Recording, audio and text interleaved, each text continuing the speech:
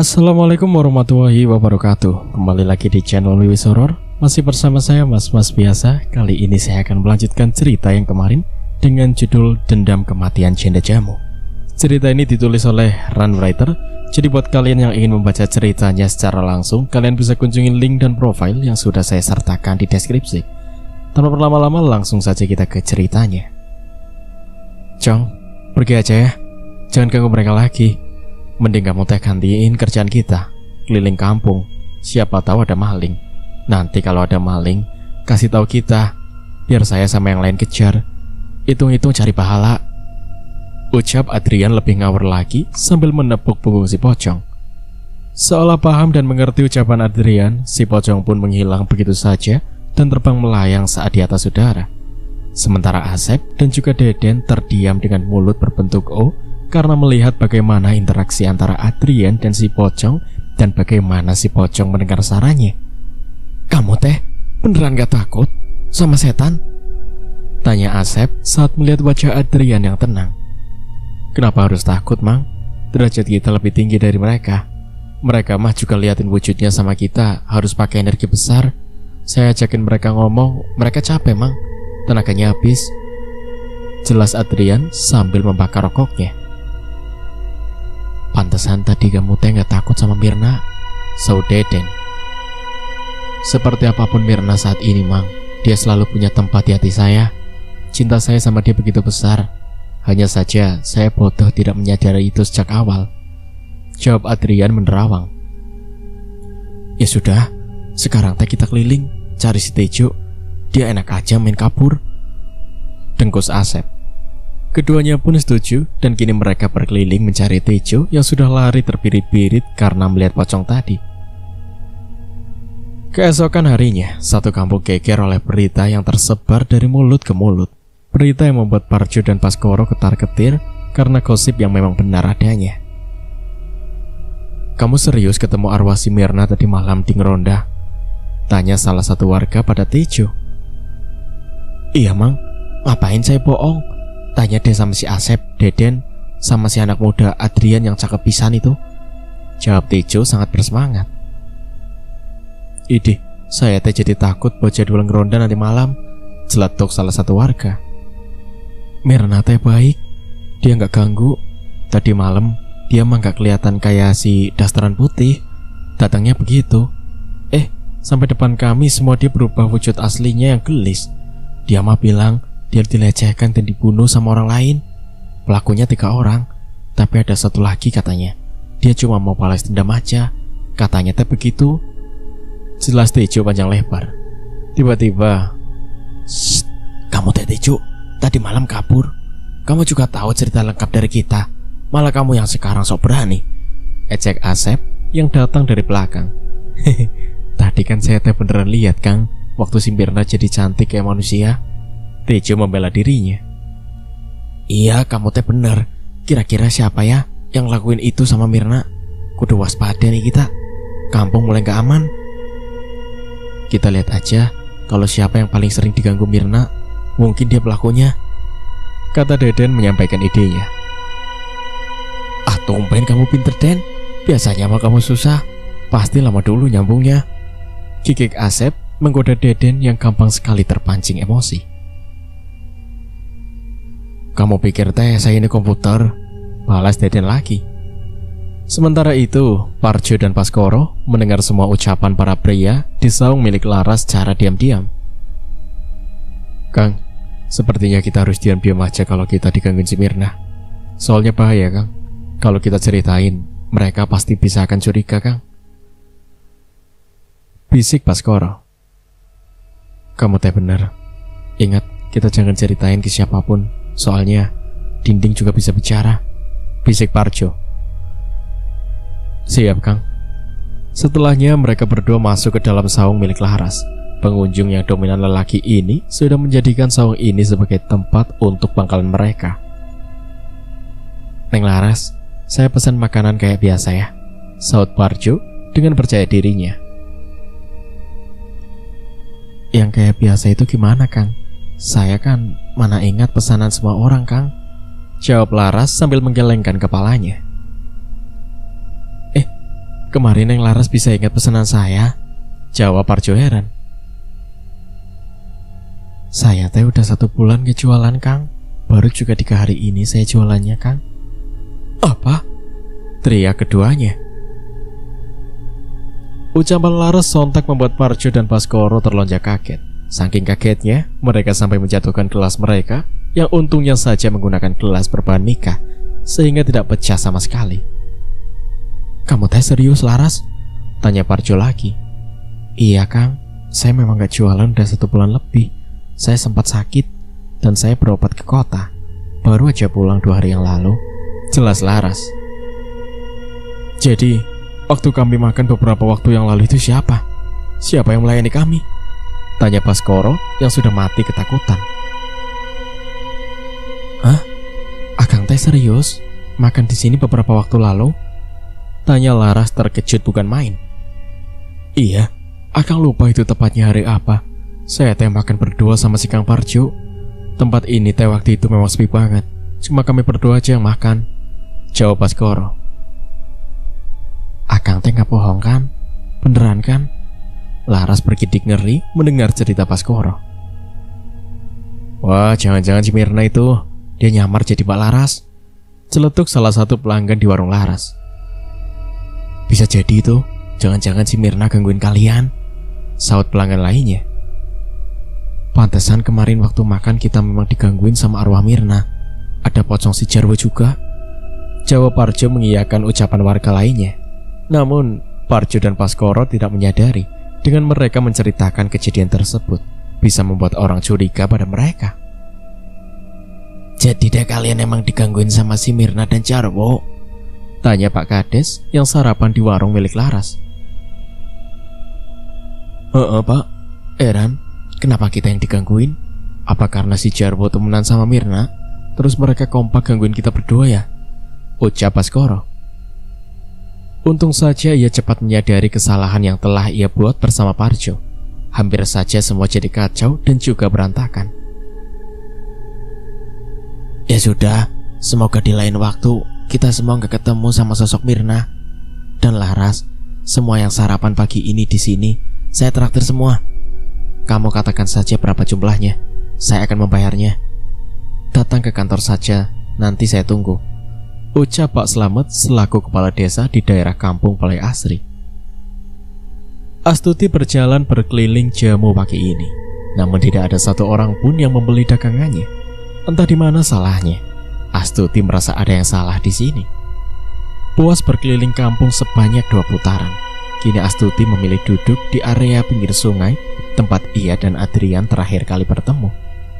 Baru saja duduk dengan semilir angin dan gemericik air yang merdu, tiba-tiba, Astuti! Teriak Adrian dengan wajahnya yang merah padam. Astuti yang sedang memejamkan mata pun sontak terkejut dan membelalakan matanya. Ia sedikit ketakutan ketika melihat Adrian yang berjalan ke arahnya dengan cepat dan juga raut wajah yang penuh dengan emosi. Adrian, kenapa marah-marah? Tanya Astuti heran. Kenapa kamu gak jujur sama aku, Astuti? Kenapa kamu tega memfitnah Mirna? Kenapa kamu seolah tidak tahu ketika aku ingin meminta maaf pada Mirna? Kenapa, Astuti? Kenapa? Bentak Adrian di hadapan wajah Astuti. Apa maksud AA bicara seperti itu? AA nuduh aku yang memfitnah Mbak Mirna. Iya begitu? Tanya Astuti dengan wajah marahnya. Tentu saja, kamu yang melakukan itu semua. Kamu marah pada Mirna. Sepicik itu ke dirimu, Astuti? Kata Adrian lagi menekankan setiap kalimatnya. Cukup, jangan menuduhku seperti itu jika tidak memiliki bukti. Bahkan setelah Mbak Mirna tiada, aku tetap disalahkan seperti ini. Bentak Astuti. Lalu ia menggendong kembali bakul jamunya dengan kain jarik yang tadi ia letakkan di atas bahunya. Dengan gerakan cepat, Astuti membuat simpul pada jariknya dan menatap tajam pada Adrian sebelum ia benar-benar pergi. Aku kira setelah sekian tahun kita tidak bertemu, kamu bisa jauh lebih dewasa. Ternyata tidak. Kamu justru melukai perasaanku. Ucap Astuti pelan dengan mata tajamnya dan meninggalkan Adrian yang termenung di sana. Bu Ratmi tidak mungkin berdusta. Ada yang salah di sini. Apa Astuti sengaja bersikap seperti ini agar aku ragu kepadanya? Aku harus mencari tahu. Aku harus menyelidiki Astuti. Batin Adrian saat melihat Astuti yang sudah mulai jauh darinya. Sesampainya di rumah, Astuti masuk dengan wajah masamnya, membuat Pak Kasim beserta istrinya heran dan bingung melihat tingkah putri mereka. Terlebih lagi, bakul jamunya yang dibawa Astuti terlihat masih penuh. "Nak, kenapa kamu pulangnya cepat sekali, Nak?" tanya Bu Popon pelan. "Aku tidak enak badan. Lagi pula untuk apa ibu bertanya? Apa peduli ibu padaku?" bentak Astuti pada ibunya. Ya, Astuti memang tidak akur dengan kedua orang tuanya, terlebih lagi pada ibu kandungnya sendiri. Semua itu bermula saat ia akan memasuki sekolah menengah atas. Ia diminta Bu Popon agar tidak usah melanjutkan pendidikannya sebab batasan ekonomi. Hal inilah yang membuat Astuti dendam pada ibunya sendiri. Akan tetapi, beruntungnya saat itu Astuti memang pintar dan mendapatkan beasiswa. Jadi pikirnya kesuksesan ia saat bekerja setahun di kota dulu adalah hasil kerja kerasnya sendiri, tidak dengan bantuan ibu atau doa ibunya. "Astuti, jaga ucapan kamu, nada bicaramu pada ibu. Semakin hari sikapmu semakin tidak sopan, semakin tidak wajar," bentak Pak Kasim yang sudah jengah melihat sikap putrinya. "Sampai kapanpun aku tidak akan pernah sopan pada kalian berdua, terutama pada dirimu, wanita yang memiliki gelar ibu," ejek Astuti. "Sudahlah Pak, jangan bertengkar terus dengan putri kita. Dia putri semata wayang kita Pak. Ibu tidak mau dia semakin membenci ibu Pak.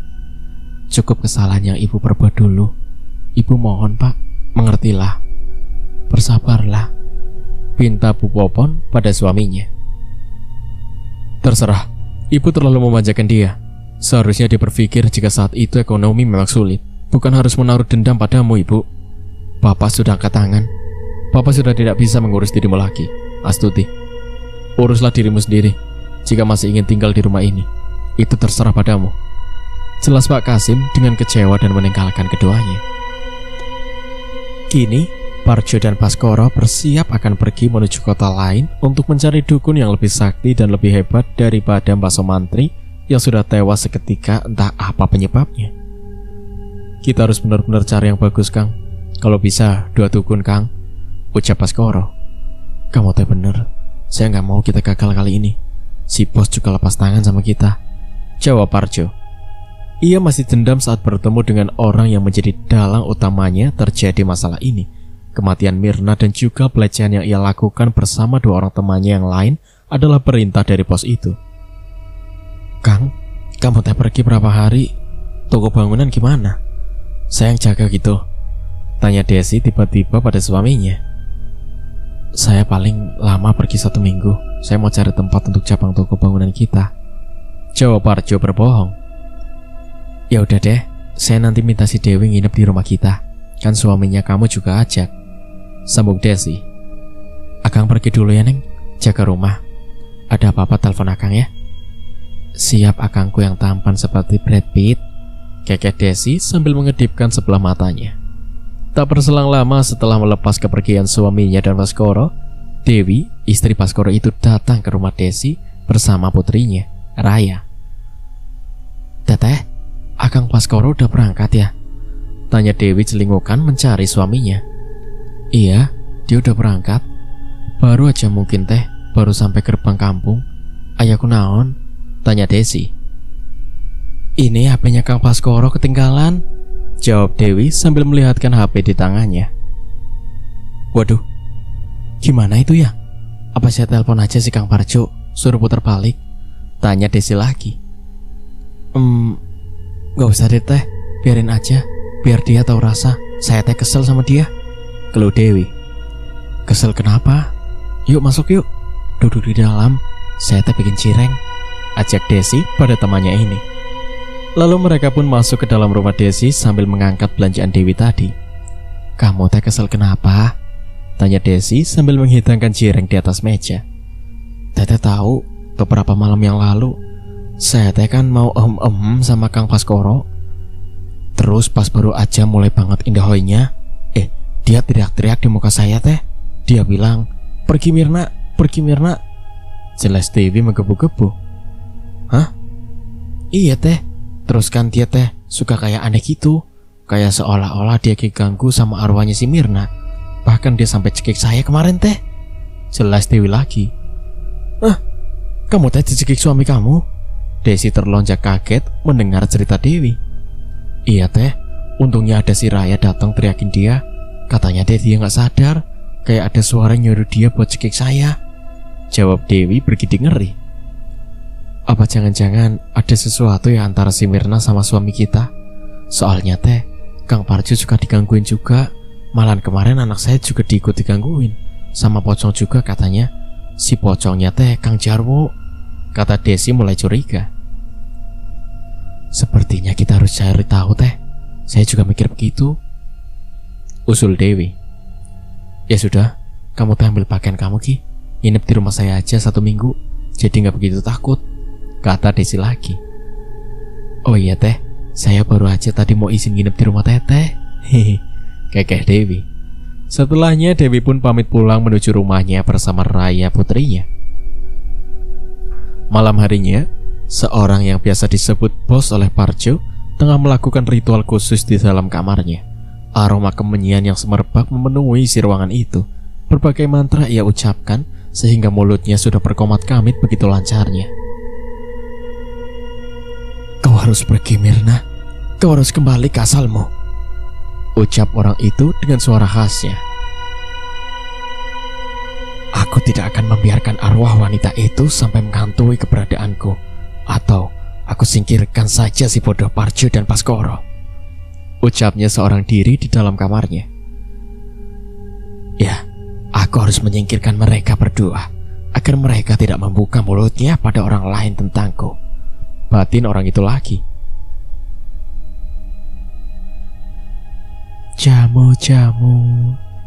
Jamu Mirna sudah datang. Suara arwah gentayangan Mirna kembali terdengar di seluruh pelosok desa. Bahkan dengan santainya arwah Mirna menghampiri salah satu warga. Jamu kuatnya Kang. Mirna, kamu Mirna, pergi sana pergi, teriak salah satu warga yang sedang mengambil stok makanan di dapur. Aku cuma jualan saja Kang.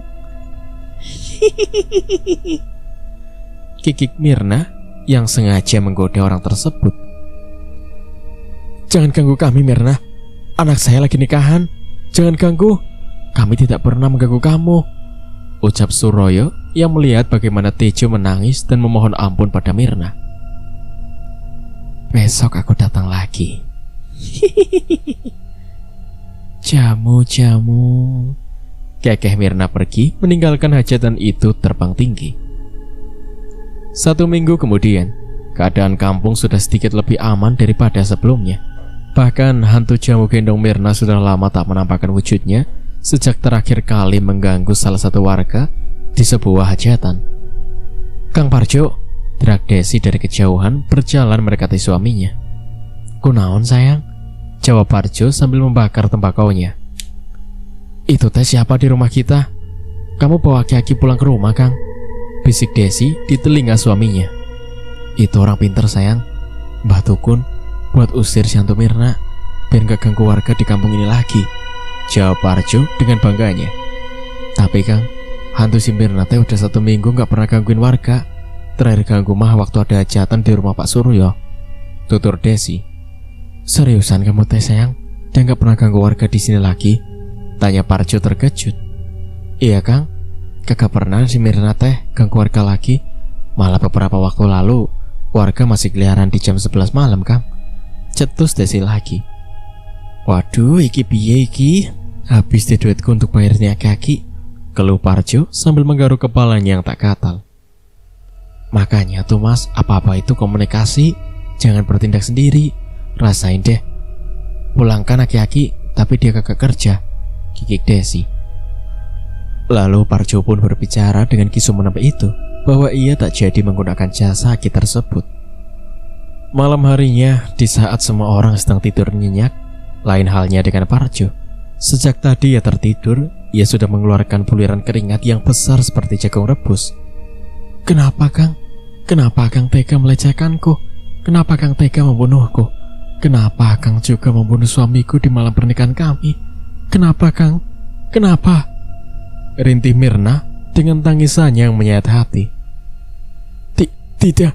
Tidak Mirna, maafkan saya, teriak Parjo histeris.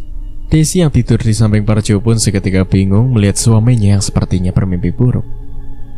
Kang, kenapa saya cuma yang bertanggung jawab Kang? Ayo ikut saya Kang, ikut saya, rintih Jarwo yang kini sudah menjadi pocong. Pergi kamu Jarwo, pergi, saya gak ada urusan sama kamu, pergi, teriak Parjo lagi histeris. Desi yang sudah tidak tahan lagi seketika mengguncang tubuh Parjo dan Akang, sadar Kang, Akang bangun, Akang teku naon, bangun Kang, bangun, jerit Desi sambil mengguncang tubuh Parjo kuat. Namun Parjo tak kunjung membuka matanya. Bahkan kini ia semakin bergerak gelisah sambil meremas spray yang ada di ranjangnya kuat. Maafin saya Eko, maafin saya cuma disuruh sama bos saya dulu. Maafin saya Mirna, maafin saya, jerit Parjo lagi. Tubuhnya kini sudah banjir dengan air keringat yang sangat banyak. Bahkan baju kaos putih yang dijadikannya untuk tidur pun kini sudah basah total. Tiba-tiba Desi menyiramkan satu guyuran air ke wajah Parjo. Hal ini tentu saja membuat Parjo seketika terkejut dan tersadar. Dengan cepat ia membuka matanya. Alangkah terkejutnya ia ketika melihat wajah istrinya yang sudah merah padam menahan amarah. Mirna, di mana Mirna sayang? Tanya Parjo gugup. Ngapain kamu nanyain Mirna Kang? Sungut Desi dengan marah. Itu, saya tadi mimpi diganggu hantu Mirna, ringis Parjo ketakutan. Kamu ada apa sebenarnya sama Mirna Kang? Kenapa selalu digangguin hantu Mirna? Kamu ada salah sama dia? Sentak Desi sambil melemparkan gayung ke lantai. Kurang ajar kamu Desi, bentak Parjo yang terkejut karena ulah istrinya. Kamu yang kurang ajar Kang. Kamu minta maaf sama dia tadi, bahkan sama suami si Mirna. Kenapa kamu minta maaf Kang? Bukan Akang kan yang membunuh mereka? Teriak Desi kencang karena sudah pusing dengan teka-teki yang selama ini sedang ia susun. Jaga mulut kamu Desi, istri gak berguna kamu, gak punya sopan santun sama suami, teriak Parjo sambil berjalan ke arah Desi. Satu tamparan mendarat mulus dengan indahnya di pipi Desi yang memang memiliki kulit berwarna kuning langsat. Kamu nampar saya Kang, sesal Desi sembari memegang pipinya yang masih terasa panas. Kalau bisa saya bunuh kamu sekalian, istri gak berguna, hina Parjo pada istrinya. Desi seolah tidak mengenali siapa lagi pria yang ada di hadapannya kini. Ia sudah tidak bisa mengenali apakah ini benar suaminya atau tidak.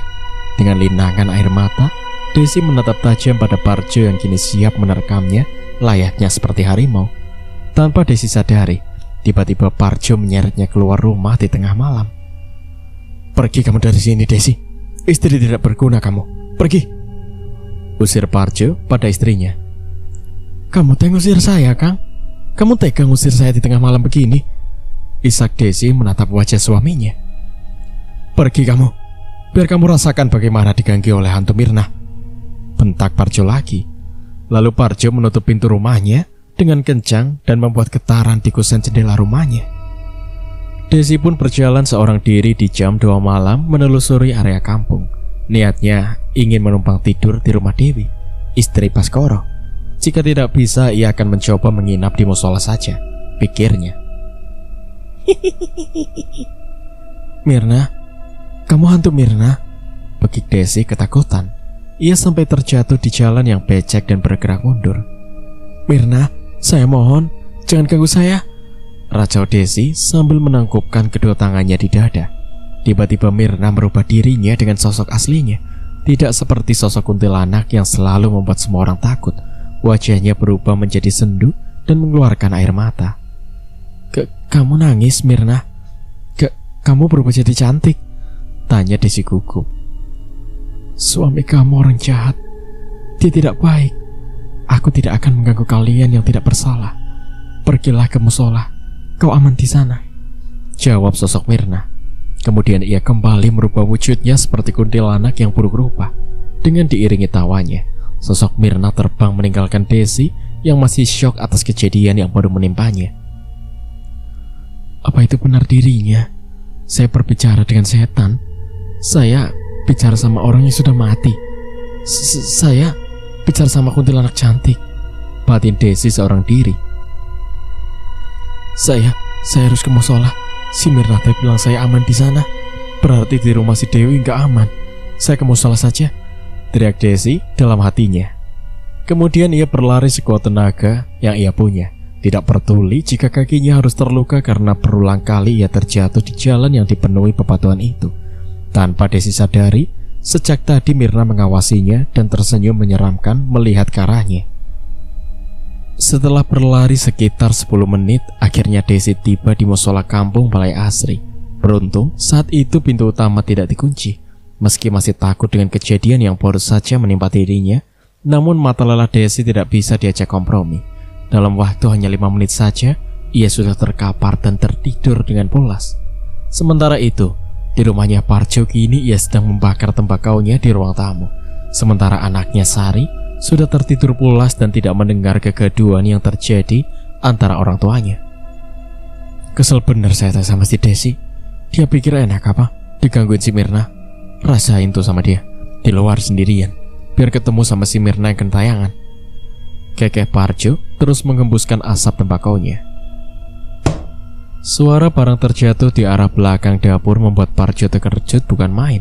Untuk sesaat dirinya mencoba untuk tenang. Suara apa itu tadi ya?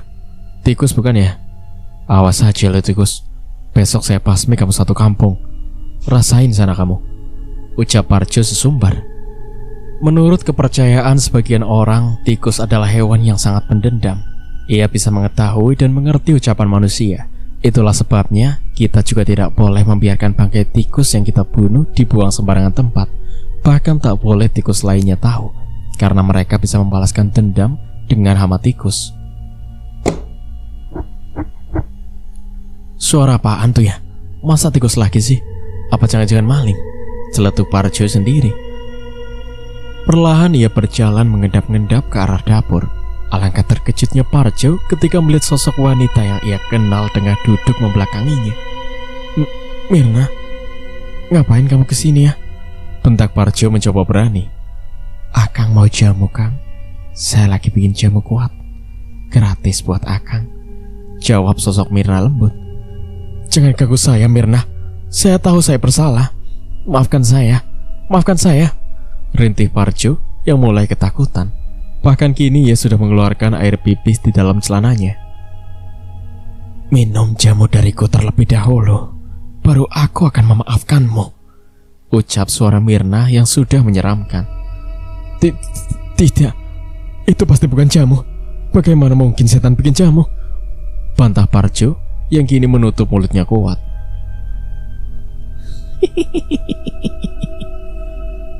Kau harus mati, Parjo. Kau harus tersiksa sama sepertiku, timpal Mirna dengan suara yang menggema. Perlahan Mirna membalikkan tubuhnya dan menampakkan senyumnya yang menyeramkan.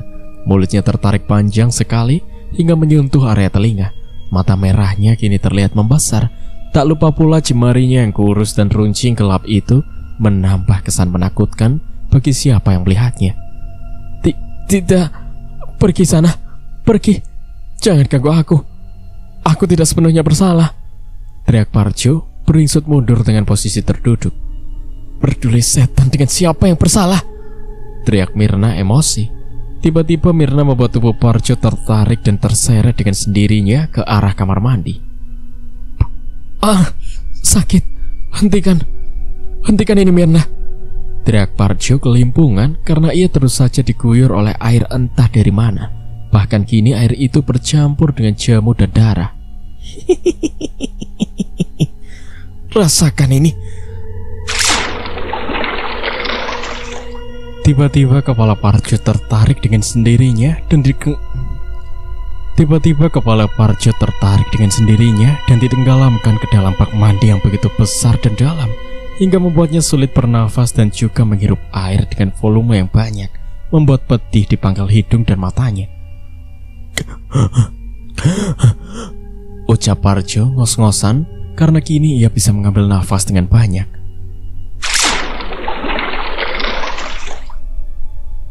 Lagi dan lagi, kepala Parjo ditenggelamkan lagi oleh Mirna ke dalam bak yang besar itu. Air yang dingin membuatnya bisa terkena hipotermia.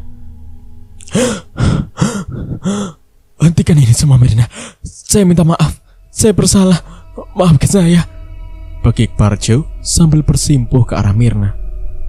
Maafmu tidak bisa membuatku kembali hidup, Parjo. Kau harus membayar semua air mata ibuku. Teriak Mirna lagi. Melihat Mirna tertawa, kesempatan ini Parjo gunakan untuk berlari ke kamarnya dan bersembunyi di tempat yang memungkinkan.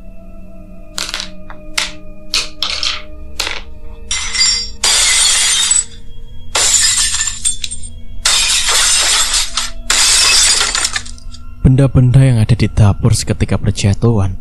Piring-piring keramik jadul pun jatuh berserakan. Bahkan panci dan beberapa meja juga kini sudah terbalik karena amukan amarah Mirna. Saya aman di sini.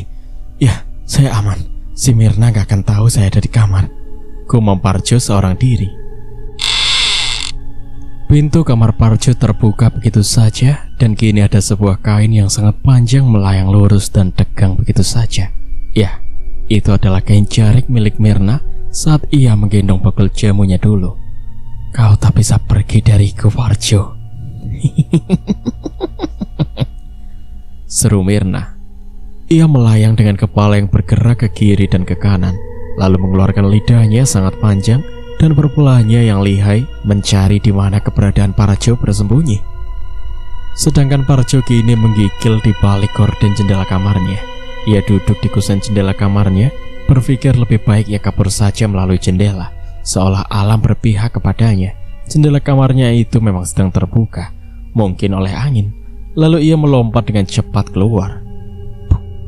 Parjo terjatuh dan tersungkur di atas rumput depan kamar tidurnya. Lalu ia berusaha berlari sekuat tenaga menuju rumah Pak RT.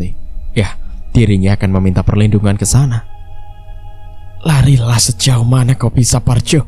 Aku pasti akan menemukanmu. Ucap Mirna yang langsung menghilang begitu saja.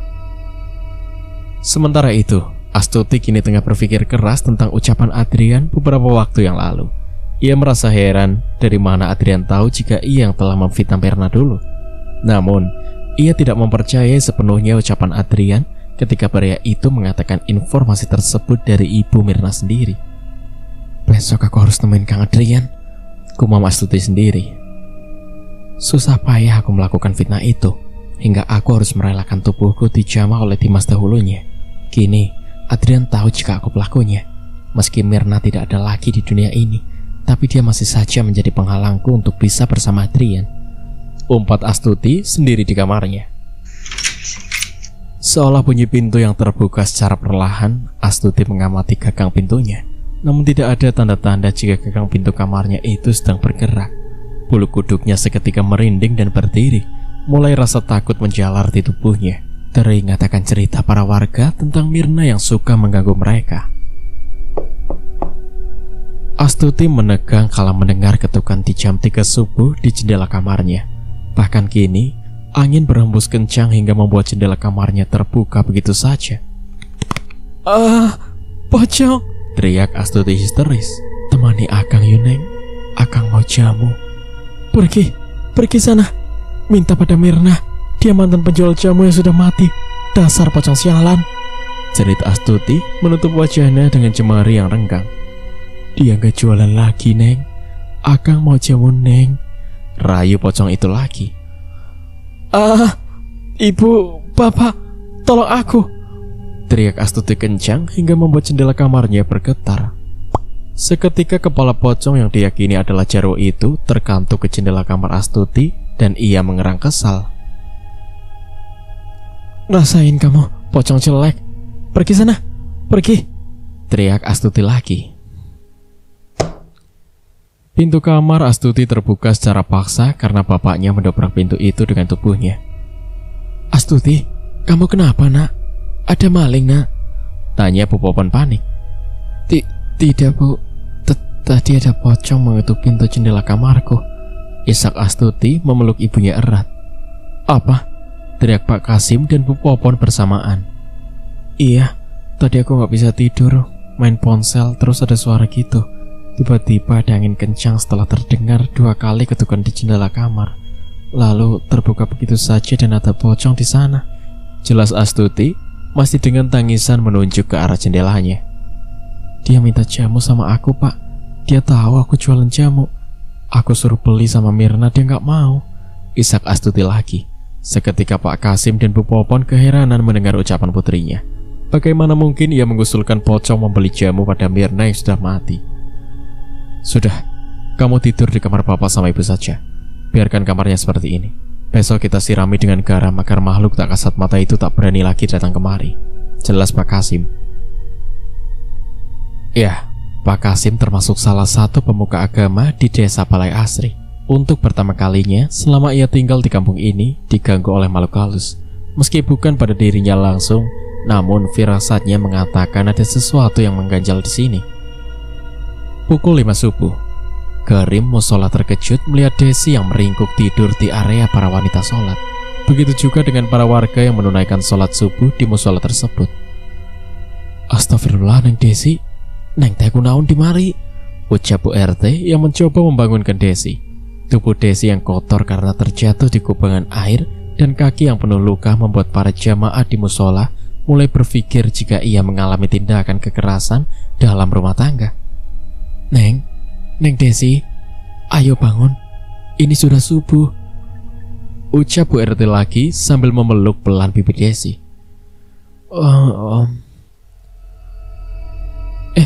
Ada apa ini rame-rame? Tanya Desi linglung.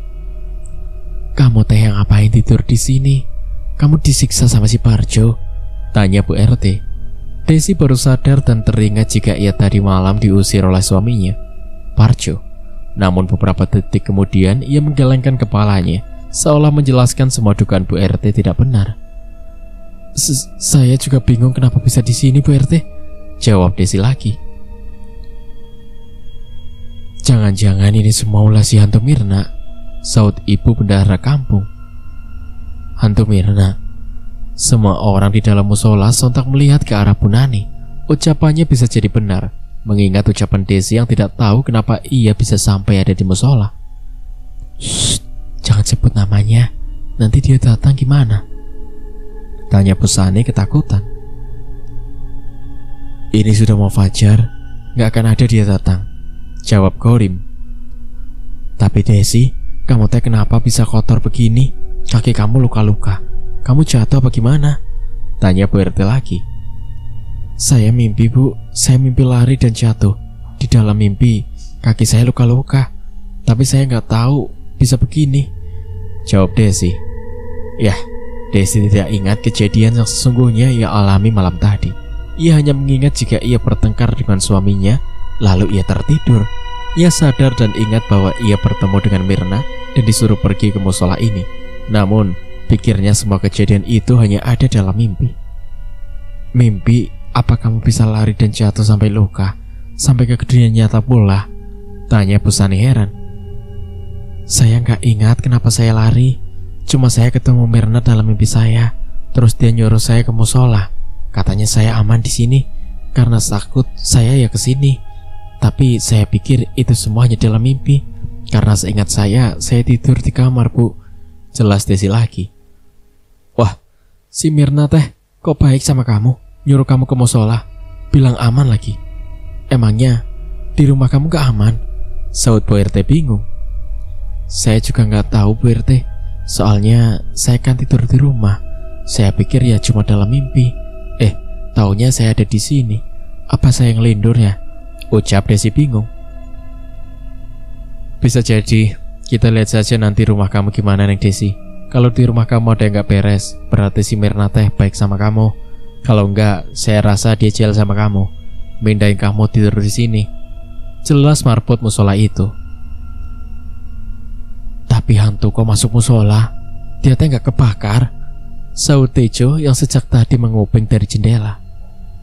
Astagfirullahaladzim Tejo, kamu udah bikin kami kaget, jerit Bu RT. Maaf Bu RT, saya teh tadi mau ambil sarung, dengar cerita Neng Desi, saya teh jadi berhenti di sini, jawab Tejo cengengesan.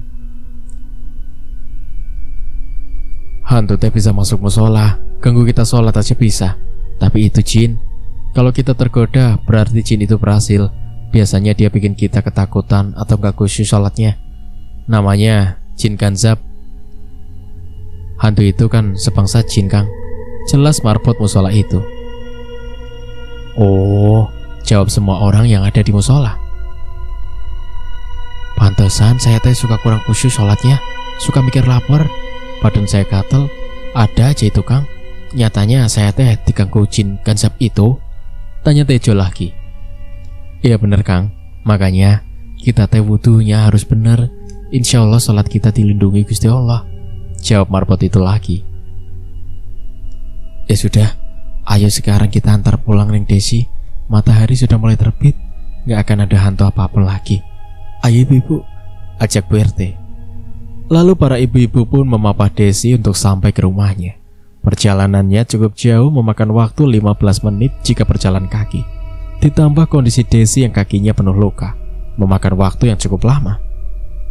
Sementara itu, Parjo yang berniat kabur ke rumah Pak RT meminta perlindungan. Nyatanya ia tidak di sana. Dirinya telah dibuat buta jalan oleh Mirna, hingga Parjo mengira dia telah di rumah Pak RT. Nyatanya, Parjo kini berada di gubuk ladang jagung, tempat ia melepas hasrat dan menghabisi nyawa Mirna dulu. Bunyi jangkrik mendominasi di gubuk lihat itu. Belum lagi nyamuk yang berdengung di telinga Parjo. Bahkan tikus pun berlalu lalang menjilati telapak kaki Parjo yang penuh luka dan darah. Aduh, apaan sih ini Pak RT? Saya masih ngantuk, Pak. Jawab Parjo melindur. Satu tamparan kuat ia layangkan sendiri ke telinganya sebab nyamuk yang berisik di sana.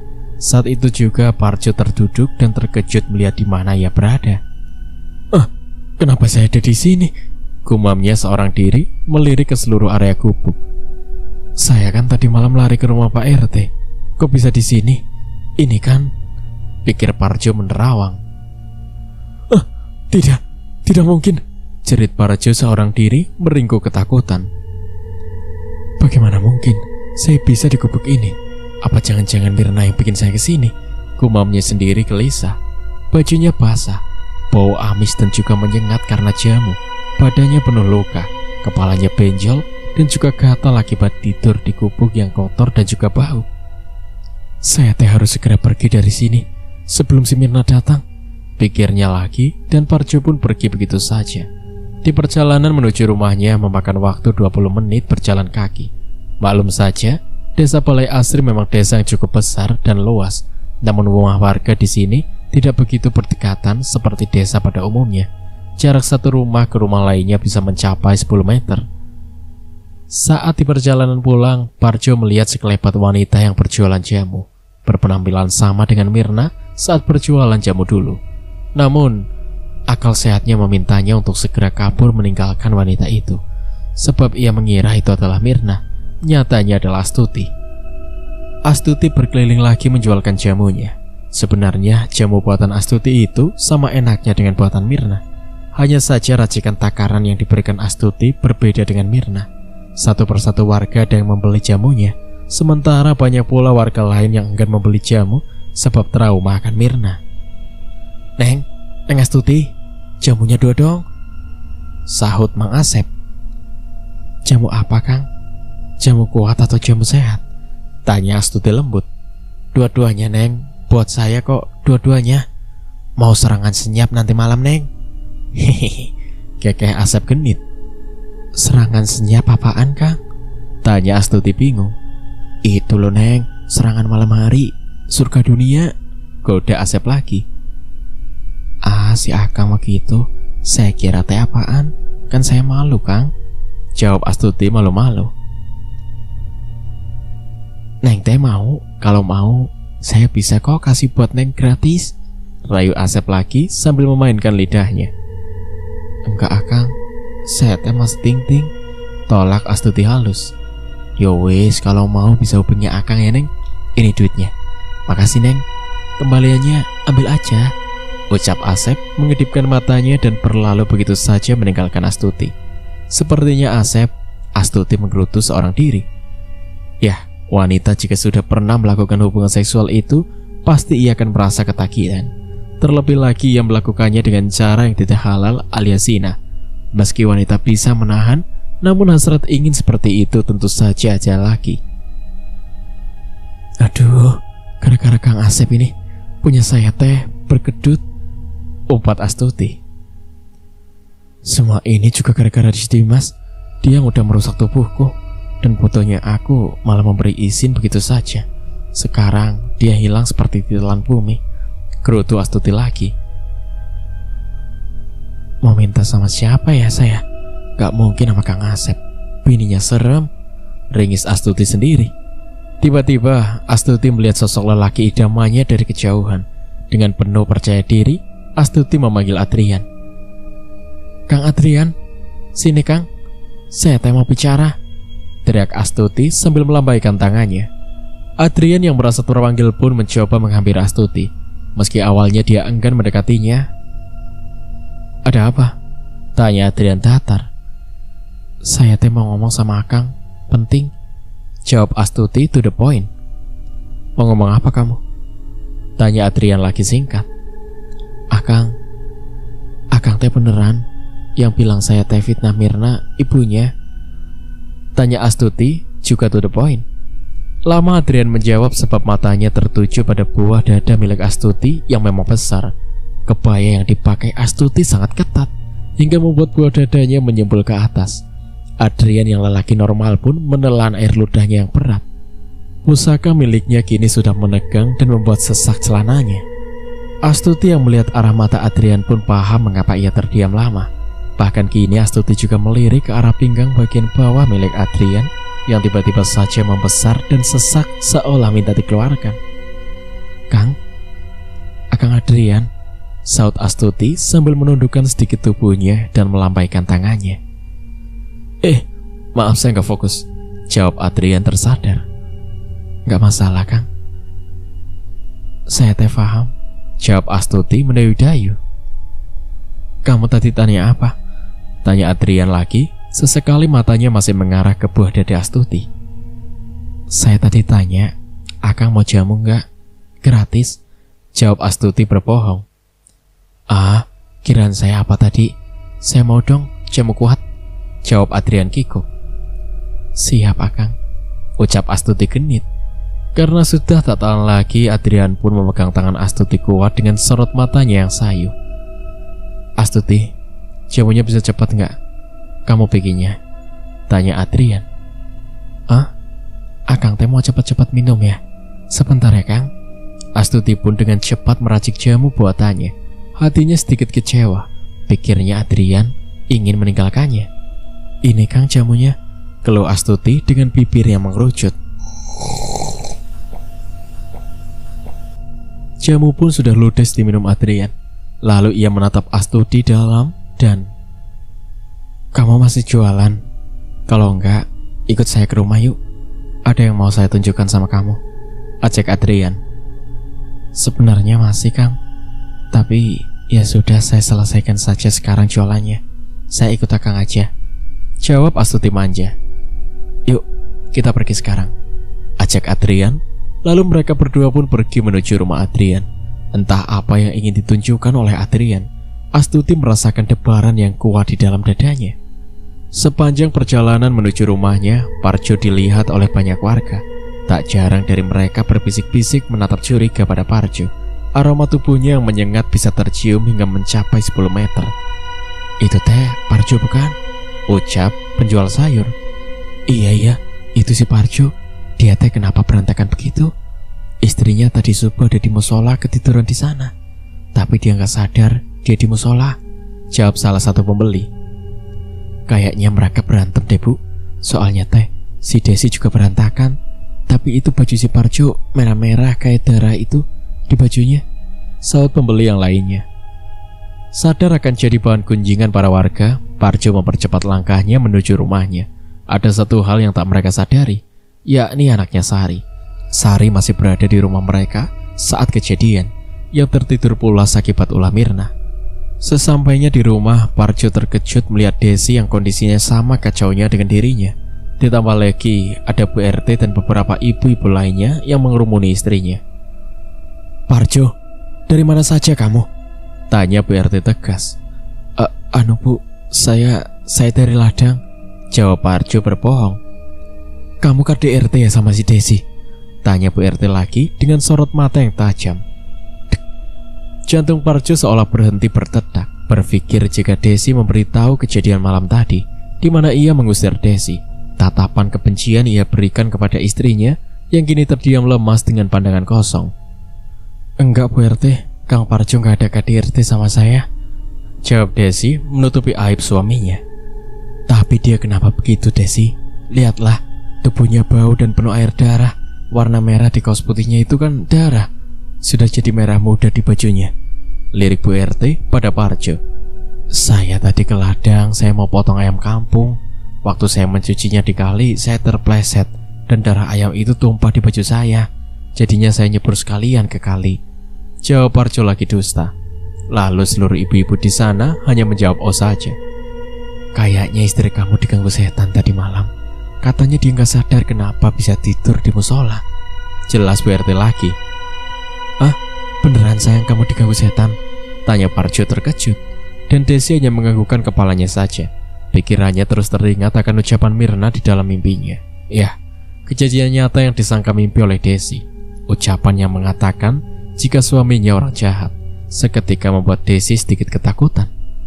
Ya sudah, kalau begitu kami pulang dulu. Assalamualaikum, pamit Bu RT dan ibu-ibu lainnya.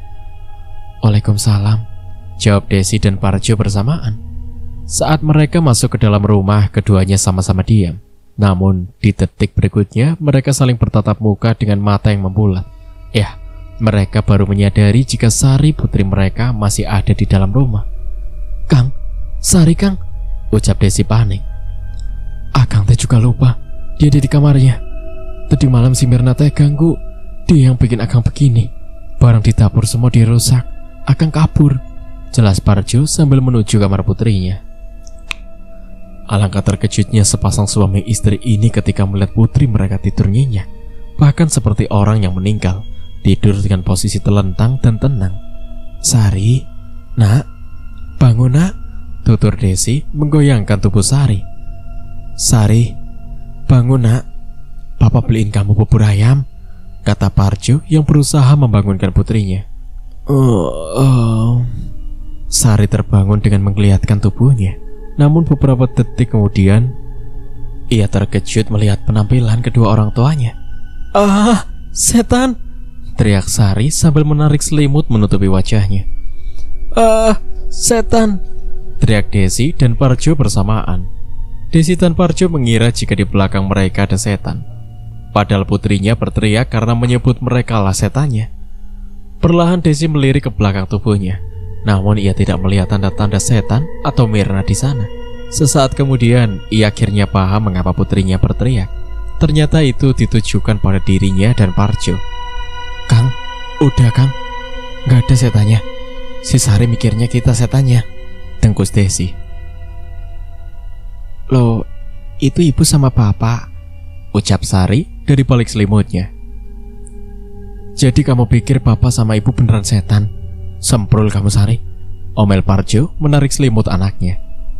Habisnya papa sama ibu aneh, mana bau lagi. Ya aku pikir setan, gerutu Sari sambil menggigiti kukunya. Kamu tadi malam tidur nyenyak banget ya? Kamu gak tahu kan ada maling? Tanya Desi pelan. Hah? Ada maling? Aku gak tahu Bu, sama sekali gak tahu. Aku tadi malam mimpi indah, jadi ratu yang dilamar pangeran, jawab Sari. Syukurlah kalau kamu gak tahu ya. Sudah, bantu ibu beresin dapur ya, berantakan semua sama malingnya, ajak Desi pada putrinya. Yaudah Bu, ayo, sambut Sari. Sementara itu, Adrian dan Astuti melewati jalan yang tidak biasa. Mereka berjalan melewati kebun singkong yang ada di ujung jalan. Ya, rumah Adrian sedikit lebih jauh dari pemukiman warga. Tidak ada rasa takut sedikit pun dalam hati Astuti melewati jalanan sepi ini bersama Adrian. Rasa sukanya terhadap Adrian membutakan segalanya, menghilangkan akal sehatnya. Sedangkan Adrian, dalam hatinya pun sama. Rasa bencinya terhadap Astuti seolah menghilang begitu saja, Hawa nafsunya sudah menguasai hati dan akal sehatnya. "Akang, masih jauh ya? Saya capek, Kang," ucap Astuti dengan nada yang sangat manja. "Sabar ya, 10 meter lagi sampai. Itu atap rumah saya," jawab Adrian sambil menunjuk atap berwarna hijau. "Di rumah Akang ada siapa?" tanya Astuti lagi. "Saya sendirian. Ibu sama bapak lagi ke kota. Mereka lagi urus untuk proses berangkat haji," jawab Adrian dengan senyum indahnya. Lalu keduanya pun terdiam. Setelah berjalan ke depan 10 meter, keduanya tiba di rumah Adrian. Pria itu sudah melirik ke kanan dan ke kiri, memastikan tidak ada orang yang melihatnya, membawa Astuti ke dalam rumahnya. Adrian mengunci pintu rumahnya 2 kali putaran. Astuti masih tetap santai dan tenang. Ia seolah paham mengapa Adrian mengunci pintunya. Bahkan, kini Astuti dengan sengaja duduk di sofa ruang tamu Adrian dengan membusungkan dadanya. Semua itu nampak jelas oleh Adrian. Pria itu hanya diam dengan senyuman yang penuh arti. Lalu ia masuk ke dalam kamarnya, menghidupkan pendingin ruangan yang ada di kamarnya, menyiapkan segala kebutuhan yang akan ia tunjukkan pada Astuti. Kemudian ia pun memanggil wanita yang ia bawa ke rumah itu. "Astuti, sini masuk kamar," panggil Adrian dengan lembut. "Ngapain, Kang?" tanya Astuti malu-malu.